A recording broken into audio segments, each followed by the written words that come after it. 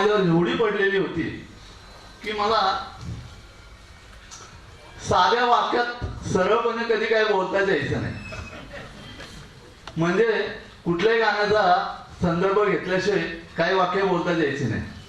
उदाहरणार्थ आई म्हणायची, अरे पुरणपोळी कशी झाली. मी म्हणायचं अगदी नौशादींच्या संगीताप्रमाणे साजूक आणि नाजूक. अरे श्रीखंड कसं झालं, तर मी म्हणायचो की रफी आणि लताच्या आवाजासारखं अगदी गोड. मटणाचा रस्सा कसा झाला, तर मी म्हणायचो एकदम कडक झणझणीत शंकर जयकिशनच्या संगीतासारखं. म्हणजे आई जाम चिडायची. आणि मग तिला राग घालवण्यासाठी किंवा तिला मस्का लावण्यासाठी माझ्या मदतीला धावून यायचे ते मजुरा साहेबांचे शब्द. आणि मग आपले त्यावेळेचे आमचे लाडके हिरो राज कपूर झालं किंवा शम्मी कपूर, देवानंद, हे रुपेरी पाट्यावर आपल्या आईशी जे लढीवारपणाने जे असं वागायचे, तसा प्रयत्न करत मी आईशी लढीवारपणाने वागत तिला मस्का लावायचो की हमने नहीं देखा उसको कभी, पर इसकी जरूरत क्या होगी, हे माँ तेरी सूरत से अलग भगवान की सूरत क्या होगी. किंवा तिच्या मांडीवर डोकं ठेवत मी म्हणायचो, मेरी दुनिया है माँ तेरी आंचल में, शीतल छाया तू दुख के जंगल में. अशा वेळी माझ्या आईच्या डोळ्यात, म्हणजे त्यावेळी लीला चिन्नीच्या डोळ्यात जशी भीती दिसायची तशी भीती दिसायची. आणि ती माझ्या वडिलांना म्हणायची की कार्ड सिनेमाच्या वेळाबाई कामच नाही गेले. मला काही त्याचं लक्षण काही ठीक दिसत नाही, पण तिचं वाया गेलेलं कार्ड आज लेखक बनलेलं आहे.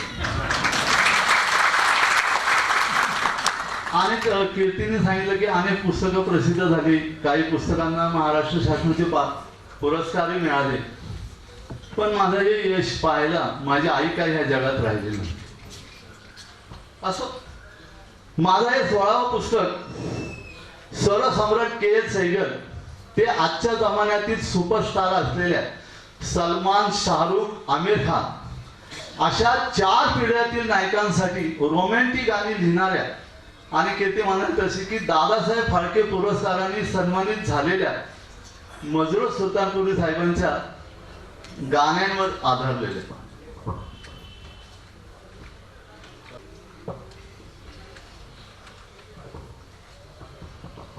हे पुस्तक म्हणजे मजरूर साहेबांचं चरित्र सांगण्याचा मी या पुस्तकामध्ये अजिबात प्रयत्न केलेला नाही, तर मजरूर साहेबांच्या कला जीवनाचा सखोल आढावा घेण्याचा प्रयत्न मी या पुस्तकामध्ये निश्चितच केलेला आहे. थोडासा आत्मस्तुतीचा दोष पत्करून मी असं म्हणेल की मजरूर साहेबांनी ज्या ज्या संगीतकारांबरोबर काम केलं, मग त्यातील काही संगीतकारांबरोबर फक्त एकच चित्रपट केले असतील. किंवा मला आठवतं की राम गांगुलींनी संगीत दिलेल्या राज कपूरच्या 8 चित्रपटात एकच गाणं मजरूर साहेबांनी लिहिलेलं होतं. आणि ते गाणं मला युट्यूबवर पण मिळत नव्हतं. ते गाणं माझ्या अमरावतीच्या माझ्या एका म्हणजे चाहत्यांनी, म्हणजे हंबर्डे म्हणून त्यांचं नाव आहे, त्यांनी मला ते गाणं पाठवून दिलं की मजरूर साहेबांनी हे एकमेव गाणं आजसाठी लिहिलेलं होतं. तर अशी गाणी, अशा ह्या गाण्याचा धांदोळा घेण्याचा प्रयत्न, प्रामाणिक प्रयत्न मी ह्या पुस्तकामध्ये केलेला आहे. मजरूर साहेबांच्या गाण्याची वैशिष्ट्य, जाती धर्माच्या पलीकडे जाऊन त्यांनी लिहिलेली गाणी, त्यांनी लिहिलेली विनोदी मिस्किल गाणी, त्याचबरोबर त्यांनी लिहिलेली चावड गाणी किंवा जीवनाचा अर्थ सांगणारी, की आता आपण पहिलं गाणं जे ऐकलं रुक जाना नाही सारखं, ते जीवनाचं गाणं आहे, ते जीवनाचं तत्वज्ञान सांगणारं गाणं आहे. आणि अशी गाणी आणि त्या गाण्याच्या मागचे किस्से, अशा सगळ्यांनी हे पुस्तक मी परिपूर्ण करण्याचा प्रयत्न केलेला. या पुस्तकाच्या प्रकाशनासाठी मला त्यांची सुकन्या सभा राजू नौशाद अली आणि त्यांचे जावई आणि नौशादींचे सुपुत्र राजू नौशाद अली साहेब यावेळी अशी खूप मनापासून इच्छा होती, आणि ती माझी इच्छा पूर्ण केली ती आमच्या इक्बालबाईंनी. त्यांच्या एका फोनवर निवळ एका फोनवर आज ही जोडी आपल्याला प्रमुख पाहुणे म्हणून लाभलेली। राजू साहब, आप दोनों की खिदमत में मैं एक शेर आज करता हूँ।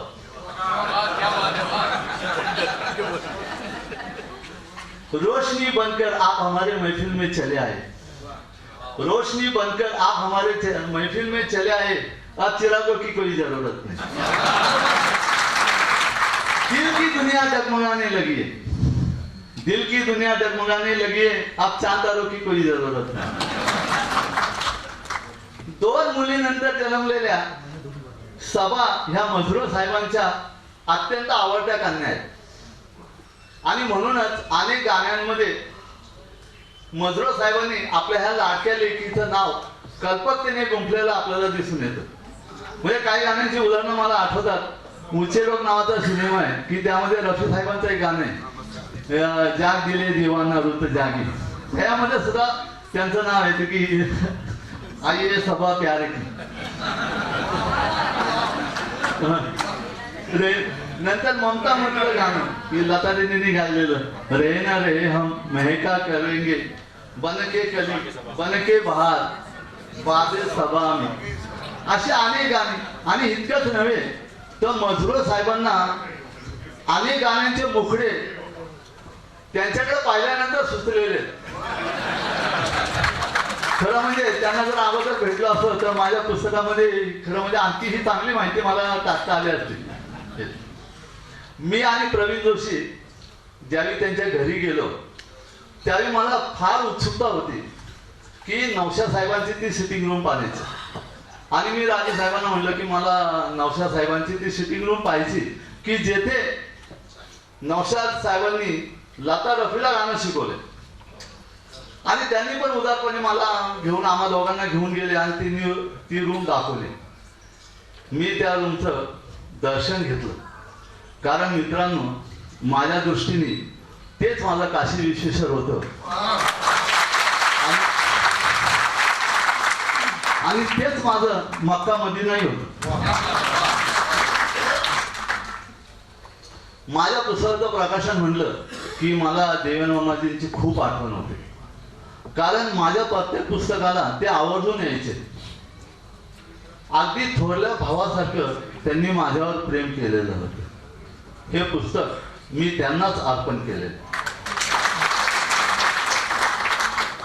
या पुस्तक प्रकाशनाच्या सोहळ्यासाठी पाराळकर साहेब खास बेंगलोरवरून आलेले, तर आमचे गांधी साहेब दिल्लीवरून आलेले। त्यांच्या विचारांचं विमाने लेट झालं, ते तसे धावत डायरेक्ट एअरपोर्टवरून इथे आलेले।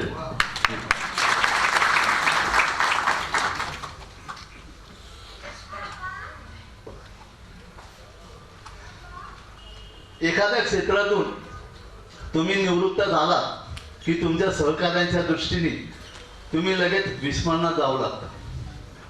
मी टाटा मोटर्स मधून निवृत्त होऊन 6 वर्ष झालेले आणि तरी माझ्या ह्या कार्यक्रमासाठी पाराळकर साहेब असतील,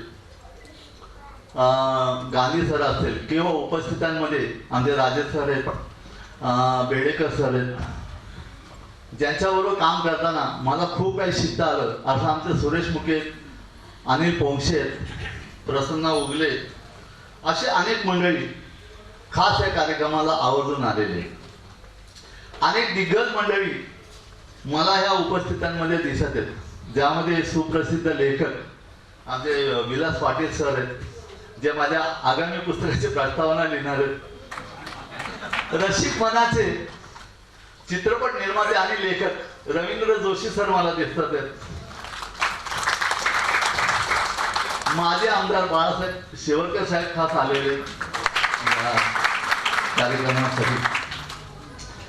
अमरावती, मुंबई, भिवंडी, कोल्हापूर अशा अनेक ठिकाणाहून या कार्यक्रमासाठी खास माझ्या लेखनावर प्रेम करणारी मंडळी उपस्थित झालेले आहेत। आणि हे सगळं पाहिलं की मला मग तो दिवारमधला डायलॉग आठवतो, हे तुम्हारे पास क्या है।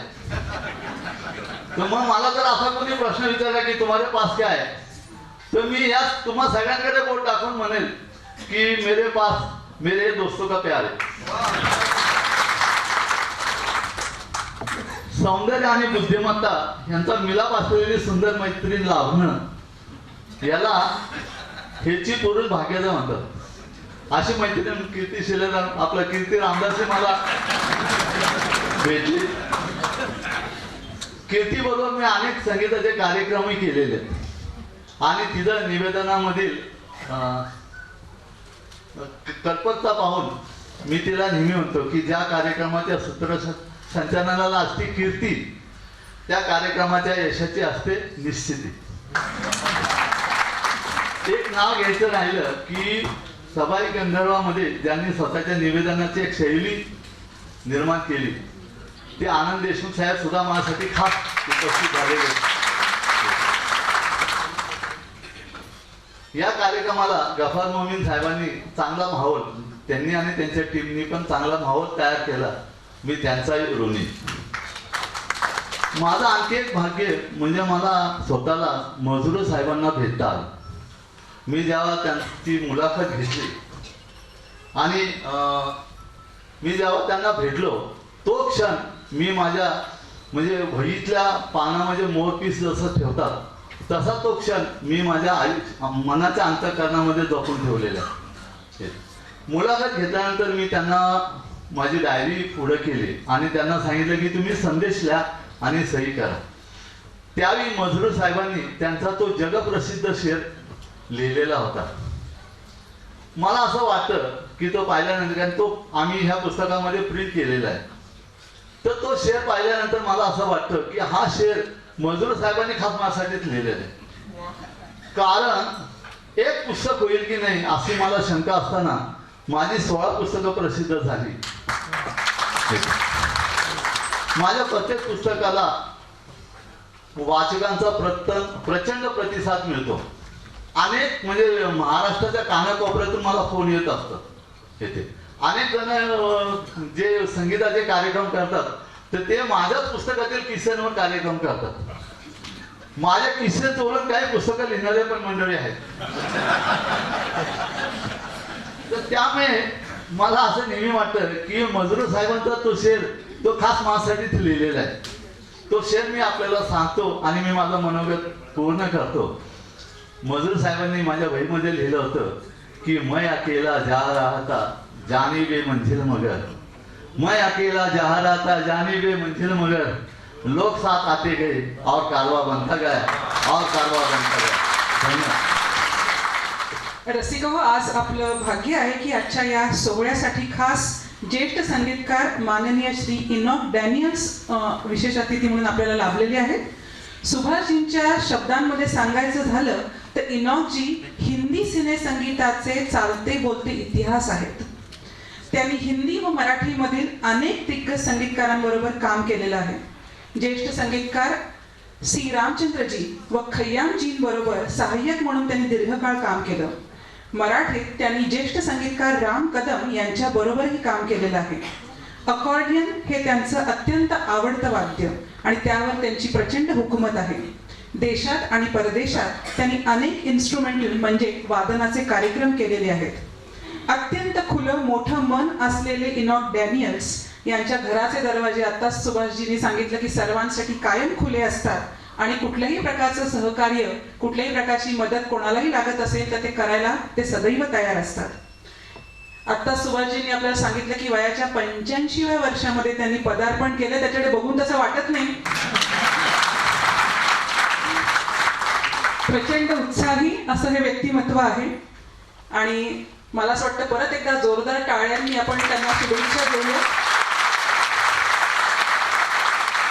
इनॉकजी, आम्हा सर्व रसिकांच्या वतीनं मी आपल्याला विनंती करते की या प्रसंगी आपण आपलं मनोगत व्यक्त करावं. सर्व संगीत प्रेमी मित्रांना माझा नमस्कार.